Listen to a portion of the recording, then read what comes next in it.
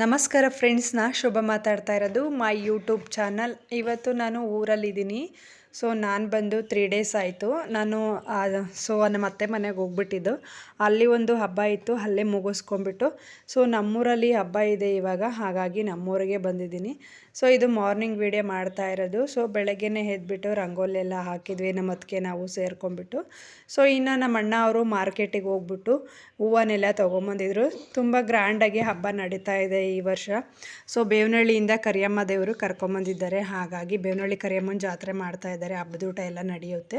ಇನ್ನು ನಮ್ಮ ಅಣ್ಣ ಮತ್ತು ನಮ್ಮ ಅಪ್ಪಾಜಿ, ನಮ್ಮ ಚಿಕ್ಕಪ್ಪನ ಮಗ ಎಲ್ಲ ಹೂವೆಲ್ಲನ ಸರಿ ಮಾಡ್ಕೊತಾ ಇದ್ದಾರೆ. ಮಾರ್ಕೆಟಿಂದ ತೊಗೊಂಬಂದಿದ್ರು, ಅದೆಲ್ಲ ಒಂದು ಕಡೆ ಎತ್ತಿಟ್ಕೊತಾ ಇದ್ದಾರೆ ನೀಟಾಗಿ. ಸೊ ಅವರು ಬೆಂಗಳೂರಲ್ಲೇ ಇರೋದು, ಹಾಗಾಗಿ ನಮ್ಮ ಚಿಕ್ಕಪ್ಪನ ಮಗ ಹಾಯ್ ಮಾಡ್ತಿದ್ದಾರೆ. ಇನ್ನು ನಮ್ಮ ಅಣ್ಣ ಅವರು ಎಲ್ಲ ನೋಡ್ತಾಯಿದ್ರು, ಹಾಗೆಯೇ ವೀಡಿಯೋ ಮಾಡ್ತಾಯಿದ್ದೆ ಸ್ವಲ್ಪನ. ಇನ್ನು ಹೂವೆಲ್ಲ ರೆಡಿ ಮಾಡ್ಕೊಂಬಿಟ್ಟು ಸೊ ಹಾಗೆಯೇ ನಾವು ಕೂಡ ಎದ್ದಿದ್ವಲ್ಲ, ತಕ್ಷಣಕ್ಕೆ ಏನು ಸ್ನಾನ ಎಲ್ಲ ಮಾಡೋಕ್ಕಾಗಿರಲಿಲ್ಲ, ರೆಡಿಯಾಗಿರಲಿಲ್ಲ. ಇನ್ನೂ ಸ್ವಲ್ಪ ಲೇಟಾಗಿ ರೆಡಿ ಆಗೋಣ ಅಂತೇಳಿ ಹಾಗೆ ಪಾಪನ್ನು ಎತ್ಕೊಂಡೆ ವೀಡಿಯೋ ಮಾಡ್ತಾಯಿದ್ದೆ. ಇನ್ನು ಮಧ್ಯಾಹ್ನ ಆಗಿತ್ತು, ನಾನು ಮಧ್ಯಾಹ್ನದಿಂದ ವೀಡಿಯೋ ಸ್ಟಾರ್ಟ್ ಮಾಡಿದ್ದೀನಿ. ಎಲ್ಲ ಆರತಿ ಎಲ್ಲ ರೆಡಿ ಮಾಡ್ಕೊಂಡಿದ್ರು ಪೂಜೆಗೆ ಅಂತ ಹೇಳ್ಬಿಟ್ಟು. ಇವ್ರದ್ದೇನು ತೋರ್ಸೋದು ಬೇಡ ಅಂತಿದ್ದೀನಿ. ಇನ್ನು ನಮ್ಮ ಅತ್ತಿಗೆ ಮಗಳು ಇವಳು ರೆಡಿಯಾಗಿದ್ಲು ಚೆನ್ನಾಗಿ. ಸೊ ನೋಡಿ ಎಲ್ಲರೂ ಎಷ್ಟು ಚೆನ್ನಾಗಿ ರೆಡಿ ಆಗಿದ್ರು. ನನ್ನ ಮಗಳು ಕೂಡ, ಚಿಕ್ಕ ಮಗಳು ರೆಡಿಯಾಗಿದ್ದಾಳೆ. ಇನ್ನು ನನ್ನ ದೊಡ್ಡ ಮಗಳೂ ಈ ರೀತಿ ರೆಡಿಯಾಗಿದ್ದಾಳೆ ನೋಡಿ. ಇವತ್ತು ನಾವು ನಮ್ಮ ತಂಗಿ ಆರತಿ ಎತ್ಕೊತಾ ಇದ್ದೀವಿ. ನಾವು ಮತ್ತು ನಮ್ಮ ಅಕ್ಕ ಆರತಿ ಬತ್ಕೊತಿದ್ದೀವಿ ನೋಡಿ ಇಲ್ಲಿ. ಮತ್ತು ಎಲ್ಲರೂ ಫೋನಾಗೆಲ್ಲ ಹಾಕ್ತಿದ್ದೀವಿ ನೋಡಿ.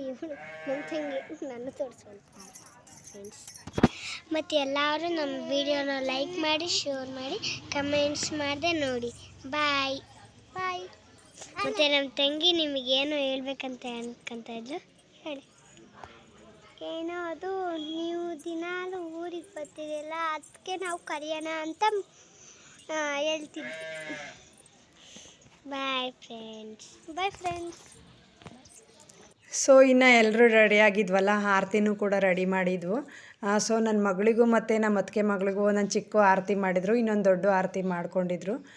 ಸೊ ಈ ರೀತಿ ರೆಡಿಯಾಗಿದ್ದಾರೆ. ಇನ್ನು ನಮ್ಮ ಅತ್ತಿಗೆನೂ ರೆಡಿಯಾಗಿದ್ದರು, ಅವ್ರದ್ದು ಒಂದು ವೀಡಿಯೋ ಮಾಡ್ಕೊತಾ ಇದ್ದೀನಿ. ನಾನು ಕೂಡ ಸಿಂಪಲ್ಲಾಗಿ ರೆಡಿಯಾಗಿದ್ದೀನಿ. ಸಿಂಪಲ್ಲಾಗಿ ಅಂತ ಏನಿಲ್ಲ, ಹಬ್ಬ ಗ್ರ್ಯಾಂಡ್ ಇದೆ ಅಲ್ವಾ, ನಾನು ಗ್ರ್ಯಾಂಡಾಗಿ ರೆಡಿಯಾಗಿದ್ದೀನಿ. ನಮ್ಮ ಅತ್ತಿಗೆ ಗ್ರೀನ್ ಕಲರ್ ಸ್ಯಾರಿ ಹಾಕಿದ್ರು, ನಾನು ಗೋಲ್ಡ್ ಕಲರ್ ಸ್ಯಾರಿ ಹಾಕಿದ್ದೆ. ಈಗ ನಮ್ಮ ಅಕ್ಕ ಅವರು ರೆಡಿ ಆಗ್ತಾನೇ ಇದ್ದರು. ಅವರು ಯೆಲ್ಲೋ ಕಲರ್ ಸ್ಯಾರಿ ಹಾಕಿ ಪಿಂಕ್ ಬ್ಲೌಸ್ ಹಾಕಿದ್ರು. ಇನ್ನು ನಮ್ಮ 3ನೇ ಅಕ್ಕರು ಸಂಜೆ ಬಂದಿದ್ದರು. ಸೊ ಇವರು ನಮ್ಮ ತಂದೆಯವರು, ಅವರೂ ರೆಡಿ ಆಗ್ತಾಯಿದ್ರು.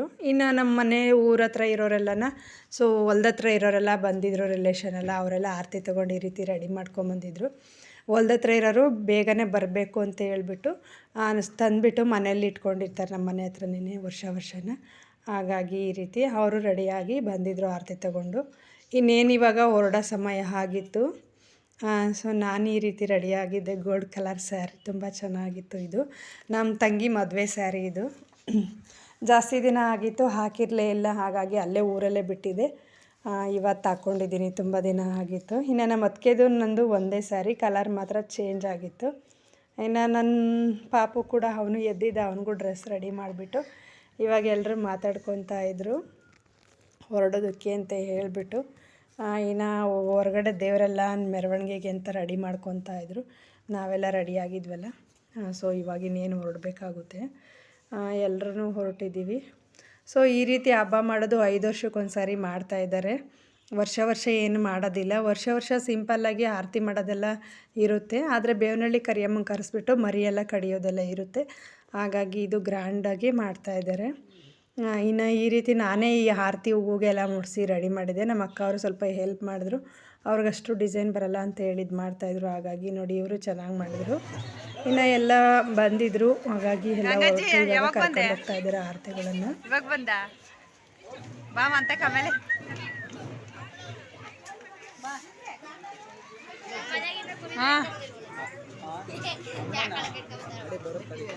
ಹಾಂ ಇದೇ ಮನೆ, ಬಾ ಆಮೇಲೆ.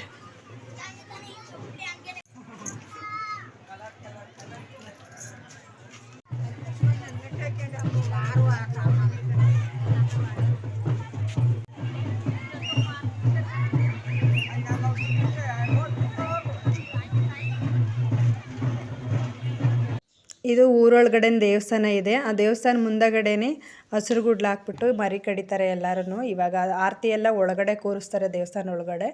ಇವಾಗ ನಮ್ಮ ಅತ್ತಿಗೆ ಆರತಿ ಹೊತ್ಕೊಂಡಿದ್ರು. ನಾನು ಪಾಪು ಇರೋದ್ರಿಂದ ಹೊತ್ಕೊಳಕ್ಕಾಗಲಿಲ್ಲ, ಹಾಗಾಗಿ ನಮ್ಮ ಅತ್ತಿಗೆನೇ ಹೊತ್ಕೊಂಡಿದ್ರು ಆರತಿನ. ಇನ್ನು ಎಲ್ಲ ಆರತಿಗಳೂ ಚೆನ್ನಾಗಿ ರೆಡಿ ಮಾಡಿದರು. ಇನ್ನು ನಮ್ಮ ಅಕ್ಕನ ಪಾಪನ ಎತ್ಕೊಂಡಿದ್ರು. ಸೊ ಅವ್ನು ನೋಡ್ತಾ ಇದ್ದಾನೆ. ಈ ರೀತಿ ನನ್ನ ಮಗಳೂ ರೆಡಿ ಆಗಿದ್ರು. ಅವಳು ಇನ್ನೊಂದು ಫ್ರಾಕ್ ಗ್ರ್ಯಾಂಡಾಗಿರೋದೇ ಅಂದರೆ ಹಾಕ್ಕೊಂಡ್ಲೇ ಇಲ್ಲ, ಸಿಂಪಲ್ಲಾಗಿರೋದನ್ನೇ ಹಾಕಿದ್ದಾಳೆ ನನ್ನ ಎರಡನೇ ಮಗಳು.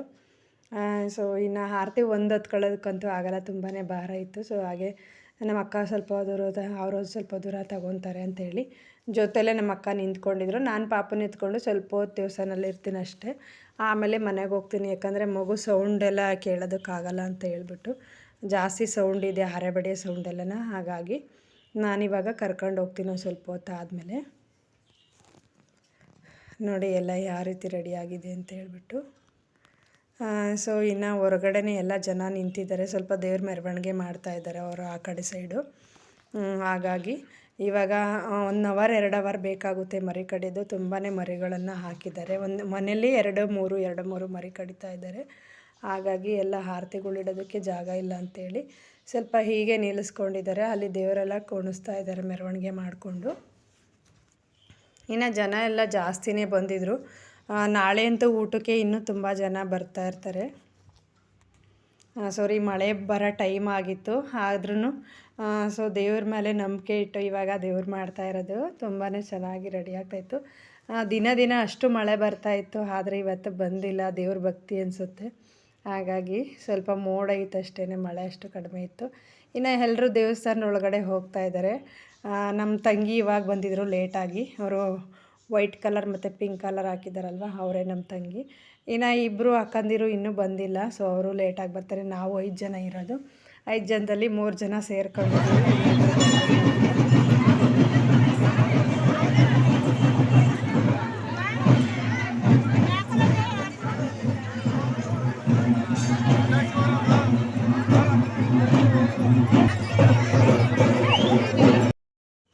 ಮಾತಾಡಿಕೊಂಡೆ ಹಾಗೆ ನಿಂತ್ಕೊಂಡಿದ್ವಿ. ಇನ್ನು ದೇವರೆಲ್ಲ ಸುತ್ತರ್ಕೊಂಡು ಈ ರೀತಿ ಎಲ್ಲ ಮೆರವಣಿಗೆ ಮಾಡ್ತಾಯಿದ್ರು.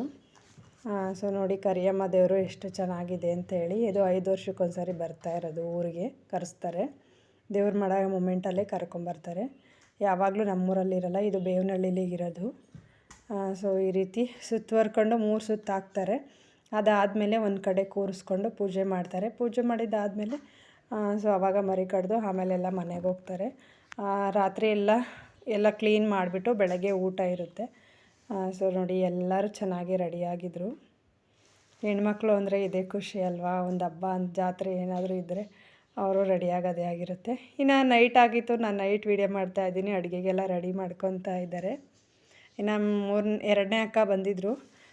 ಸೊ ಅವ್ರು ಅವಾಗ ಅಂತ 6 ಗಂಟೆ ಆಗಿತ್ತು, ಅವಾಗ ಬಂದಿದ್ದರು. ಇನ್ನು ಅಡುಗೆಗೆಲ್ಲ ರೆಡಿ ಮಾಡ್ತಾಯಿದ್ರು. ಶುಂಠಿ ಬೆಳ್ಳುಳ್ಳಿ ಸೊ ಈರುಳ್ಳಿ ಎಲ್ಲ ಕಟ್ ಮಾಡ್ಕೊಳ್ಳೋದೆಲ್ಲ ಇತ್ತಲ್ವ, ಕೆಲವೊಂದೆಲ್ಲ ರೆಡಿ ಮಾಡ್ಕೊತಾಯಿದ್ರು. ಕೆಲವರೆಲ್ಲ ಮನೆಗೆ ಹೊಂಟಿದ್ರು.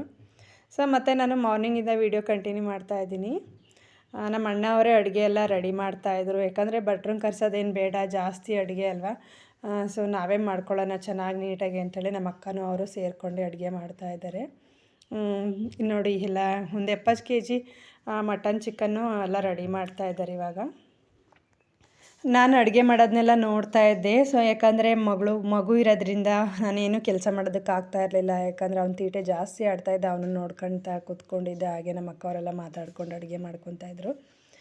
ಸೊ ಇನ್ನೇನು ಇವಾಗ ಟೈಮು 8 o'clock ಆಗಿತ್ತು. ಇನ್ನು ನಮ್ಮ ಅತ್ತಿಗೆ ಮಕ್ಕಳಿಗೆಲ್ಲ ಕಾಫಿ ತೊಗೊಂಬಂದಿದ್ರು. ಬ್ರೆಡ್ಡೆಲ್ಲ ಬನ್ನಿ ಅಂತ ಕರೀತಾಯಿದ್ರು ತಿನ್ನೋದಕ್ಕೆ. ಅವರು ಬಂದರು. ಇನ್ನು ನಮ್ಮ ಅಪ್ಪಾಜಿಯಲ್ಲಿ ಕೂತ್ಕೊತಾಯಿದ್ರು. ಇನ್ನು ಮಧ್ಯಾಹ್ನ ಆಗಿತ್ತು. ಸೊ ಇವಾಗೆಲ್ಲ ಊಟ ಬಡಿಸ್ತಾಯಿದ್ರು. ಎಲ್ಲರೂ ಊಟಕ್ಕೆ ಅಂತ ಬಂದಿದ್ರಲ್ವ. ಇವಾಗ ನೋಡಿ ಚಿಕನ್ನು ಮಟನ್ನು ಎಲ್ಲ ಊಟ ರೆಡಿಯಾಗಿತ್ತು. ಇವರು ನಮ್ಮ ಅತ್ತಿಗೆ ಕಡೆಯವರೆಲ್ಲ ಬಂದಿದ್ದರು. ನಾನು ಹಾಗೆ ಒಂದು ವೀಡಿಯೋ ಮಾಡ್ತಾಯಿದ್ದೀನಿ. ನಮ್ಮ ಅಕ್ಕನ ಮಕ್ಕಳು ಮತ್ತು ನಮ್ಮ ಅಣ್ಣನ ಮಕ್ಕಳು ಇಬ್ಬರು ಅವರು ಊಟ ಎಲ್ಲ ಬಡಿಸ್ಕೊತಾಯಿದ್ರು. ನಾನೇನು ಕೆಲಸ ಕೂಡ ಮಾಡೋಕ್ಕೆ ಹೋಗಿರಲಿಲ್ಲ. ಸೊ ಇನ್ನೂ ದೊಡ್ಡ ವ್ಯಕ್ತಿಗಳೆಲ್ಲ ರಾಜಕಾರಣಿಗಳೆಲ್ಲ ಬಂದಿದ್ದರು. ಸೊ ಅವ್ರಿಗೆಲ್ಲ ಸನ್ಮಾನ ಮಾಡಿಕೊಂಡು ನಮ್ಮ ಅಣ್ಣ ಅವರು ಕಳಿಸ್ಕೊಡ್ತಾಯಿದ್ರು. ಸೊ ನೋಡಿ ಈ ರೀತಿ. ಓಕೆ ಫ್ರೆಂಡ್ಸ್, ಈ ವಿಡಿಯೋ ಇಲ್ಲಿಗೆ ಎಂಡ್ ಮಾಡ್ತಾಯಿದ್ದೀನಿ. ವಿಡಿಯೋ ಇಷ್ಟ ಆದರೆ ಒಂದು ಲೈಕ್ ಕೊಟ್ಟು ಕಮೆಂಟ್ ಕೊಡಿ. ವಾಚ್ ಮಾಡಿದ್ದಕ್ಕಾಗಿ ಧನ್ಯವಾದಗಳು. Thank you friends.